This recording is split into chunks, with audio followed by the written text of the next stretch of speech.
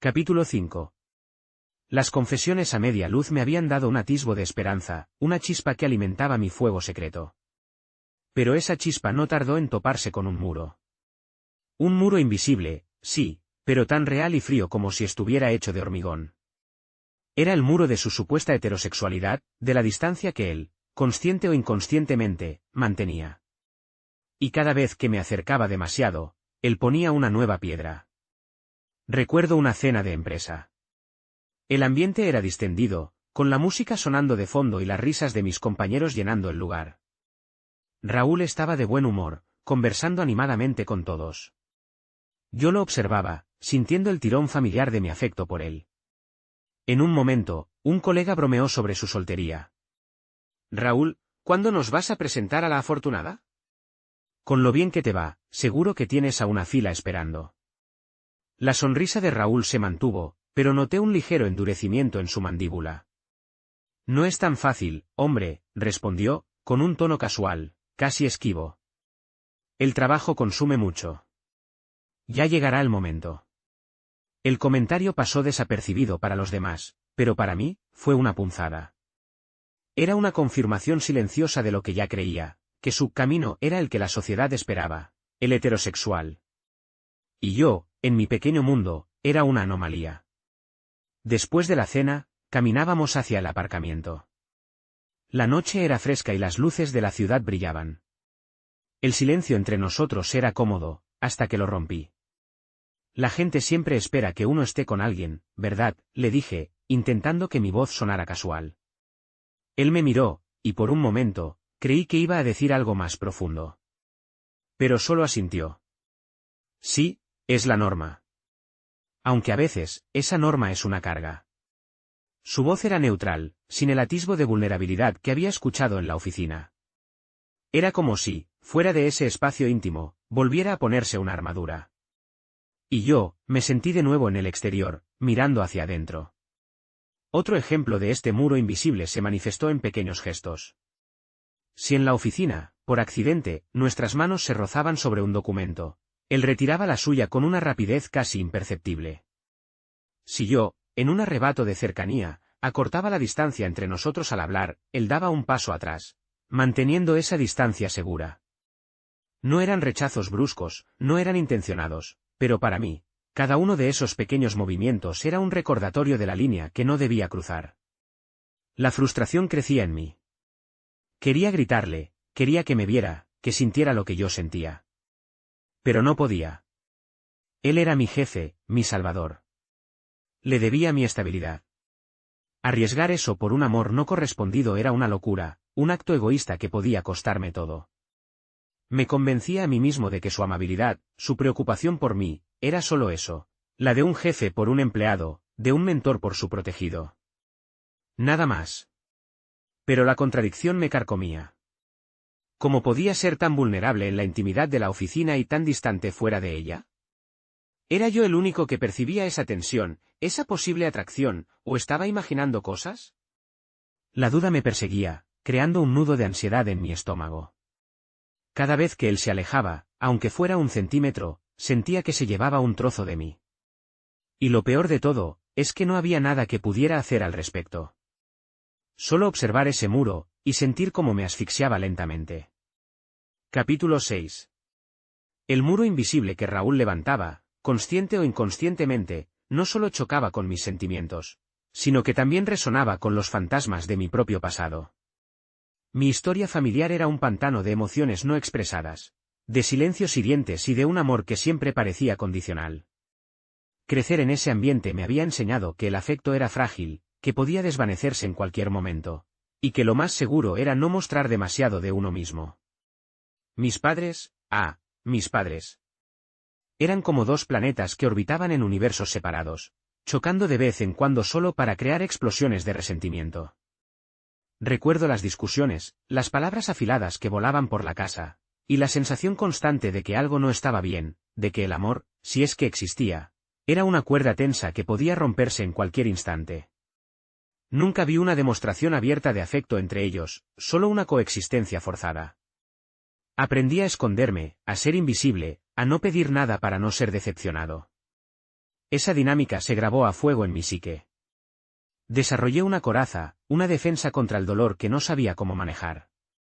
Me volví reacio a mostrar mis emociones, a ser vulnerable, porque la vulnerabilidad, para mí, siempre había equivalido a debilidad. Y esa debilidad, en mi experiencia, atraía el rechazo. Por eso, mi amor por Raúl era un secreto tan celosamente guardado. Temía, con una intensidad visceral, que si él descubría la profundidad de mis sentimientos, huiría. Que lo asustaría, o peor aún, que me rechazaría de una forma que confirmaría mis peores miedos. Cuando Raúl mantenía esa distancia, cuando su mano se retiraba o su cuerpo se alejaba, no solo sentía la frustración de mi amor no correspondido, sino que revivía la sensación de rechazo de mi infancia. Era como si mi cerebro gritara: «¿Ves, Fernando? Te lo dije. No eres suficiente. No eres digno de ese tipo de amor». Y aunque yo sabía que Raúl no estaba actuando con malicia, que sus gestos probablemente eran inconscientes, mi propia historia retorcía la situación, magnificando cada pequeña señal. Un día, Raúl me preguntó sobre mi familia, algo que rara vez hacía. «Fernando, tus padres viven aquí cerca», me preguntó de forma casual, mientras estábamos organizando la agenda. Mi estómago se revolvió. Quería mentir, evadir la pregunta, pero su mirada era tan genuina que no pude. «No, Raúl», respondí, mi voz un poco más tensa de lo normal. «No tengo mucho contacto con ellos. Siempre fueron complicados». Él me miró con una comprensión que me desarmó. «Lo siento», dijo suavemente. «Entiendo lo que es tener una relación difícil con la familia. Deja muchas cicatrices». No dijo más, pero en su voz había un eco de su propia vulnerabilidad, una conexión silenciosa con el dolor ajeno. Esa pequeña muestra de empatía, en lugar de aliviarme, me produjo una punzada aún más fuerte. Me hizo desear, con una intensidad desesperada, que él pudiera ser mi refugio, mi sanación. Pero ¿cómo podía pedirle eso, si yo mismo no sabía cómo ofrecer la mía? Mi incapacidad para ser abierto, para confrontar lo que sentía, era tanto un resultado de mis traumas como una barrera para superarlos. Me había condenado a un ciclo de silencio y anhelo. Me había convertido en mi propio carcelero, atrapado en una jaula de miedos que se alimentaban de mi amor por Raúl y de la distancia que él representaba. Y la ironía era cruel, el hombre que me había salvado de mi vida difícil era ahora, sin saberlo, la fuente de una nueva y más profunda agonía. Capítulo 7. Los fantasmas de mi pasado y el muro invisible de la supuesta heterosexualidad de Raúl se habían convertido en una prisión. Me sentía asfixiado. La situación era insostenible. No podía seguir así, viviendo al borde de una revelación que me aterraba, consumido por un amor que creía imposible. Tenía que hacer algo, aunque ese algo significara arrancarme un pedazo del alma. La decisión fue un acto de desesperación, una forma de protegerme a mí mismo, y en mi retorcida lógica, de protegerlo a él. No podía permitir que mis sentimientos por él, mi anormalidad, como la había interiorizado a lo largo de mi vida, afectaran su vida. No podía arriesgarme a que descubriera mi secreto y eso lo incomodara, o peor aún, que lo hiciera alejarse de mí de una forma definitiva y dolorosa. Me convencí de que alejándome, lo liberaría de una carga que yo mismo había creado. Una tarde, me acerqué a su oficina. Él estaba, como de costumbre, concentrado en su pantalla, con la luz del atardecer tiñendo su perfil. Mis manos sudaban y el corazón me latía con fuerza, como un tambor de guerra. Había ensayado mis palabras una y otra vez en mi cabeza, pero ahora, frente a él, se sentían huecas y falsas. «Raúl, podemos hablar», le dije, mi voz sonando extraña, más aguda de lo normal. Él levantó la vista, su expresión de preocupación al notar mi nerviosismo. «Claro, Fernando». «¿Qué ocurre? ¿Todo bien?» Respiré hondo, intentando controlar el temblor de mis manos. Necesito irme. Dejar el trabajo». Las palabras salieron atropelladamente, casi sin mi permiso. La sorpresa en su rostro fue palpable. «¿Dejar el trabajo?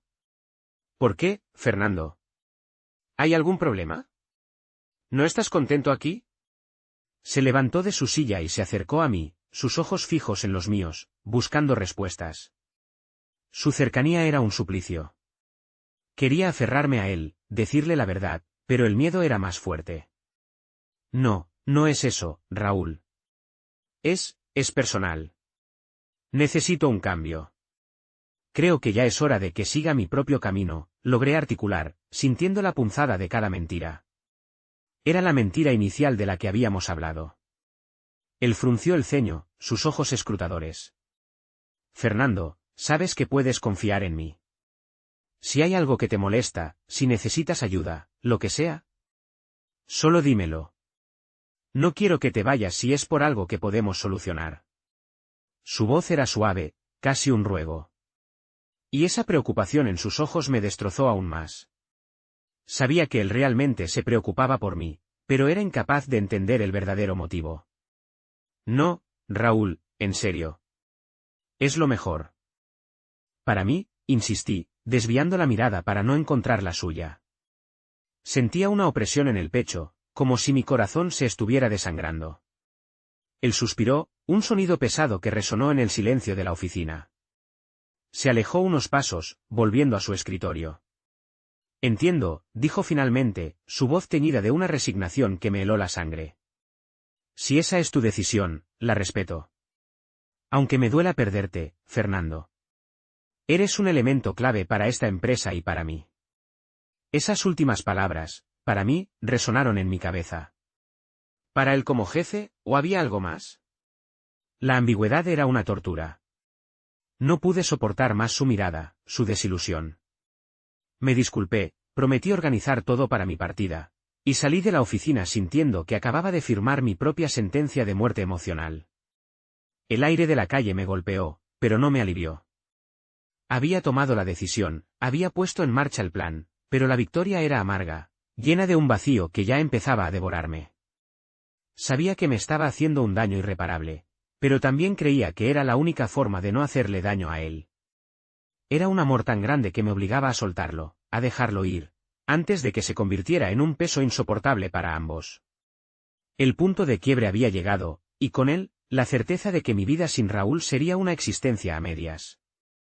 Capítulo 8. La decisión de irme de la empresa de Raúl se sentía como una herida autoinfligida.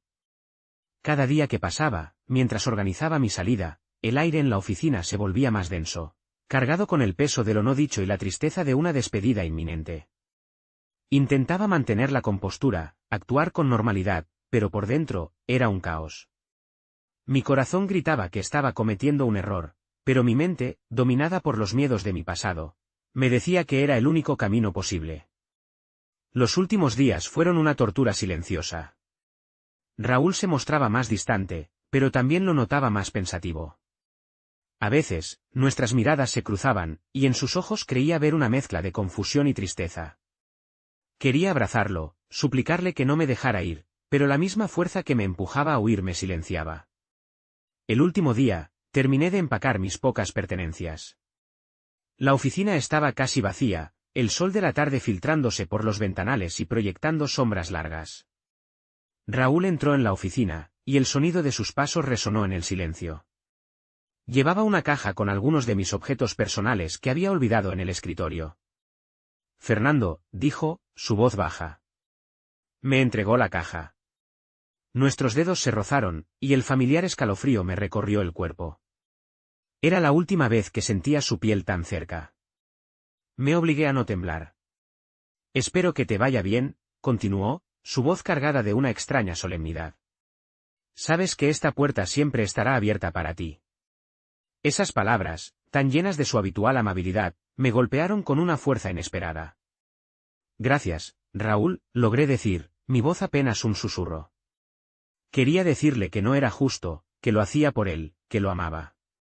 Pero las palabras se quedaron atrapadas en mi garganta, ahogadas por el nudo de mis miedos. Él me dio una última mirada, una que me pareció cargada de una tristeza que yo no sabía cómo interpretar, y luego se fue, dejándome solo en el silencio. Salí del edificio sintiendo el vacío. La calle, antes mi refugio, ahora se sentía extraña, ajena. No tenía un rumbo fijo, solo la necesidad imperiosa de alejarme, de borrar la imagen de Raúl de mi mente, de arrancarme el amor que me consumía. Los primeros días fueron una niebla. Vagaba sin rumbo, sin ganas de hacer nada. El trabajo que había encontrado, algo temporal y sin sentido, no lograba llenar el vacío que había dejado Raúl. La nostalgia era un cuchillo afilado. Recordaba cada momento, cada conversación, cada roce. La colonia amaderada de Raúl, su risa, la forma en que se mordía el labio cuando pensaba. Todo me asaltaba, impidiéndome respirar. Me sentía incompleto, como si una parte esencial de mí se hubiera quedado en esa oficina, a su lado. Intenté convencerme de que era lo mejor.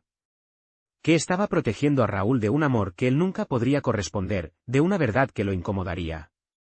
Pero la verdad es que solo me estaba protegiendo a mí mismo del dolor del rechazo, de la confirmación de mis peores miedos. Había huido, sí, pero no había escapado. Llevaba a Raúl conmigo, en cada latido de mi corazón roto. Y el vacío que había dejado su ausencia era un agujero negro que amenazaba con devorarme por completo.